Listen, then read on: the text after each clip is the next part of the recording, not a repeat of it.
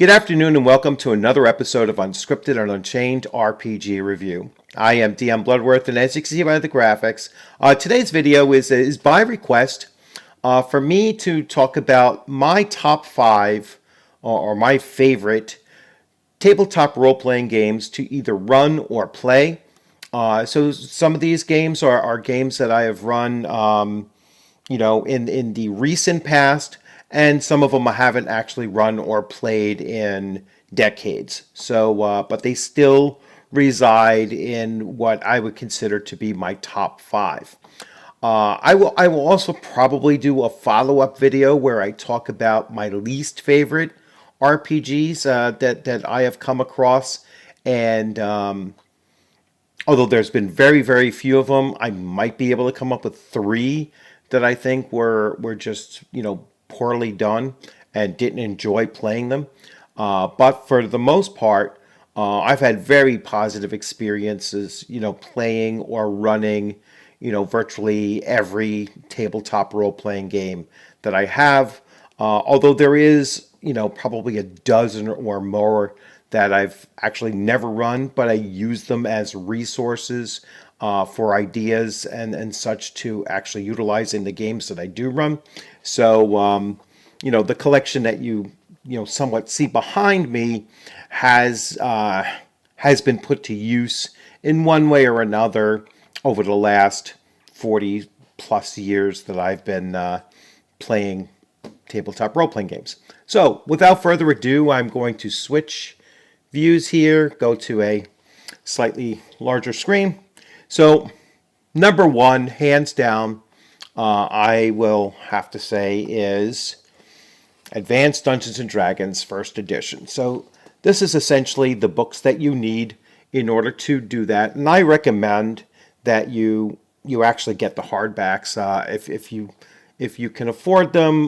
They're actually not as far outpriced as any hardcover modern day role-playing game out there. So you might pay between 60 and 80 for some of them, but once in a while you can find them for cheaper than that, and I certainly recommend that you grab a hold of them. You can also get the reprints from Drive-Thru, which I don't recommend for a number of reasons that I won't get into now, but if you can get a hold of these are certainly great finds. So we have the Dungeon Master's Guide, and jam-packed with a lot of rules, many of which are optional, even though they don't say that they're optional. But it gives you everything that you'll need to run a not just a single session game or a couple of sessions or whatever, but literally how to run campaigns that last months or years.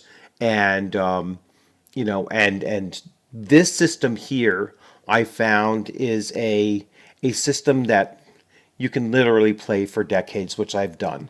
And so you have the Dungeon Master's Guide, the Player's Handbook, and the Monster Manual. These are often referred to as the core 3 books, and I have at least the core 3 books for first edition AD&D, second edition AD&D, third edition D&D, fourth and fifth edition Wizards of the Coast 5th edition. So this by far is my most played back in the late 70s, early 80s, or through the mid 80s. So my most played then, and it's currently my most played now, or run now. So I am currently running a campaign that is going into week 47 with my current group of players.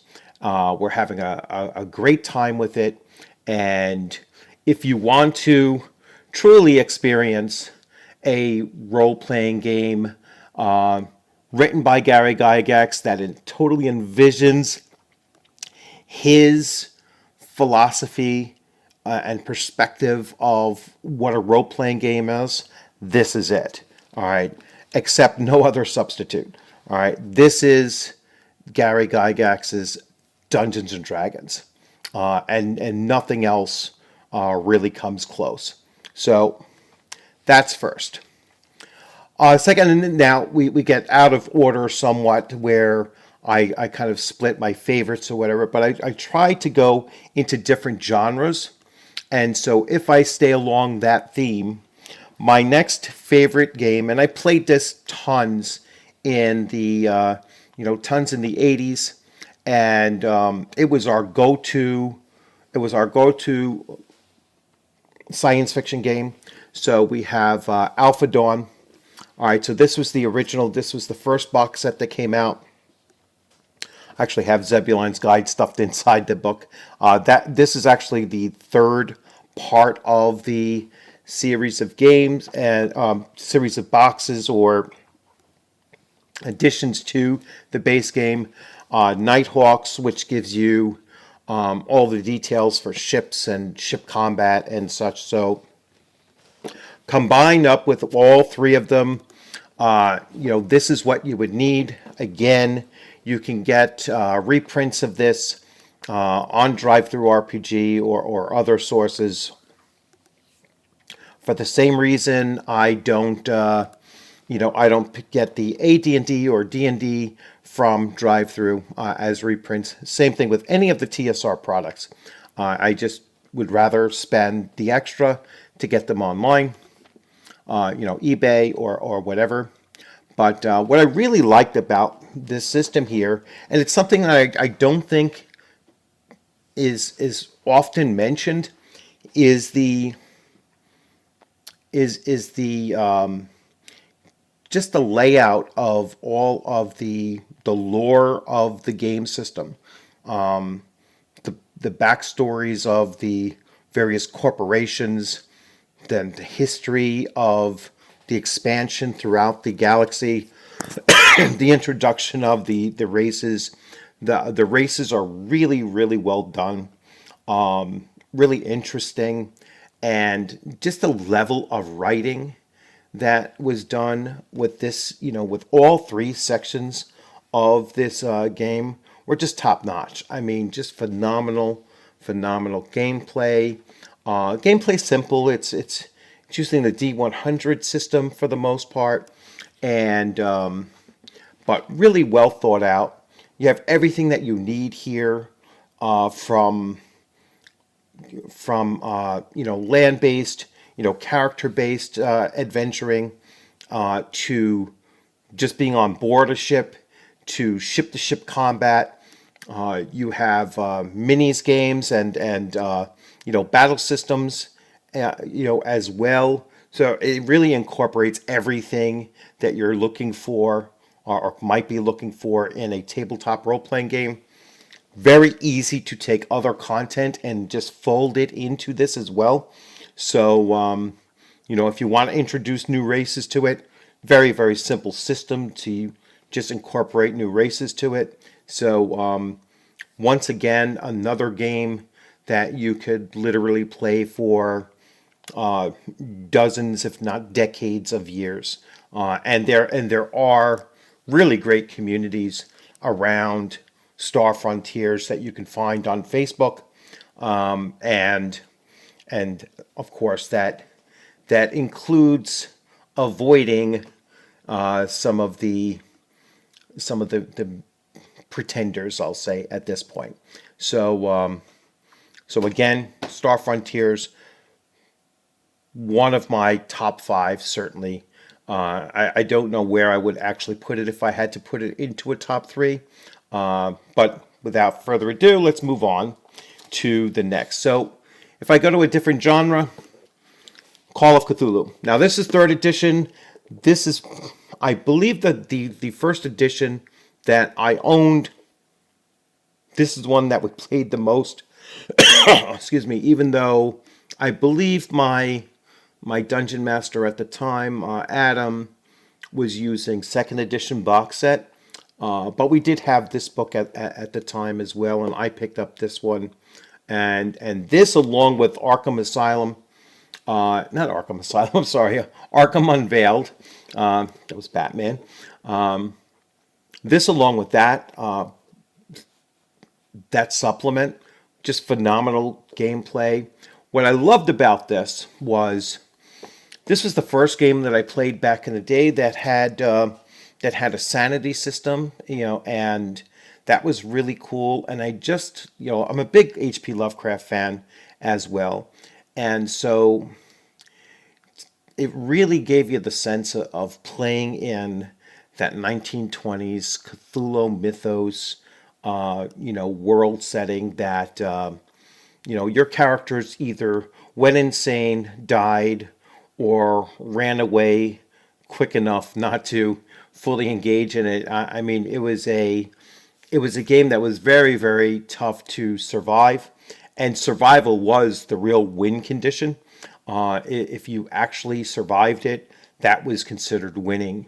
There was virtually no way that you could actually defeat the opponents that you were facing. So another great game system. One that carries through the years. I've never heard anything, even with the 7th edition. I always hear great things about the game system itself. So it is, moved on through the years and it has expanded. I do have the 7th edition. I've never played it. This one, at least, I've played and I've run. And if I go back to playing it and running it again, this would probably be the edition I would go with, at least for conventions or for one-shots and such. But if I were to play it on a more consistent basis, I would probably break out my 7th edition and go with that. So Call of Cthulhu, definitely within my top 5, probably in my top 3. Moving on and sticking with different genres here, I have Villains and Vigilantes. This is the 2nd edition of the game. All right, and this game was our superheroes game of choice in the 1980s. We did try Heroes, we did try Champions, and I don't believe we tried Marvel, which was TSR, but we didn't. I don't recall trying Marvel at the time because we picked this up and we just loved it. And what I liked about this, beyond just the character creation, and this was something that I both played and ran, although I preferred playing Villains and Vigilantes more so than running it, is that I just liked the fact that the characters truly had, truly had superpowers. I mean, if you were strong, you were usually like incredibly strong, and the way that mechanic worked just made a lot of sense. It was kind of fun calculating like carrying capacity and everything. It was a lot of math, a lot of math in this, but it was once you've gotten it, like everything just kind of clicked in. If you could lift 1,500 pounds, the damage bonus that you would get for doing something, like for being that strong, like kind of aligned with what you were able to carry. It just, everything kind of made sense the way it worked, and across various different ways that you would use your attribute scores. And there was a lot of flexibility, at least with my GM, I guess, a lot of flexibility with your powers. There were a lot of creative ways to use the same power in different ways, and so it just lent itself to that. So another game that I could still play today, and and still get just as much enjoyment as I did back then. And looking at some of the other games, the other genres of this day that match up with this, like supers type games. I mean, Bloat Games does a great job with Vigilante City, and that's certainly a much easier game to just pick up and roll with. But I would still probably lean towards playing this any opportunity that I get. And finally, so far that's everything was very old there, so going back to, 1979 and forward, but nothing beyond 1984 or 5. Modern game. All right, so this is Modiphius's Conan 2D20. There's like a 20, I got the 20 book volume or set of this game system. By far my favorite Conan game, and I've had a number of them over the years. I had TSR's Conan, I had AD&D Conan, I had GURPS Conan, I have Mongoose. When I picked up this, I actually got the Mongoose Conan, and this by far is my favorite.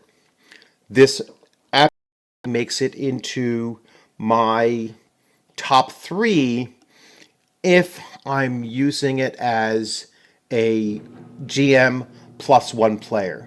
Works exceptionally well with that. I'm also waiting to get from Modiphius their guide on solo play, and I'm going to see if that system actually works well with this here, and this might actually become an excellent game system for solo play. I'm waiting to see how they both match up and potentially integrate. But if I'm going to run a campaign for Conan 2D20, I would definitely start off with just a single player and just go along with that system.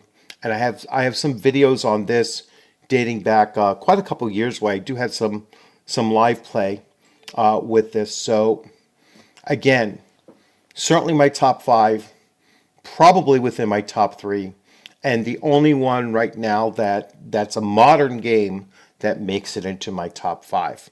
So I hope you enjoyed this video. If you have any comments about any of these, certainly if any of these are in your top 5, I'd love to have a chat with you in the comments section about some of the strengths and improvements that you've seen with any of these games. And once again, hope you like this video. Please give it a thumbs up if you enjoyed it. If you have any questions or comments, just leave them in the section. If you haven't subscribed, please consider subscribing. And I look forward to seeing you on the gaming screen sometime soon. Enjoy the remainder of your weekend, and almost summertime, so enjoy your upcoming summer if you have any vacation time coming up. All right, thanks again for joining. Have a great day.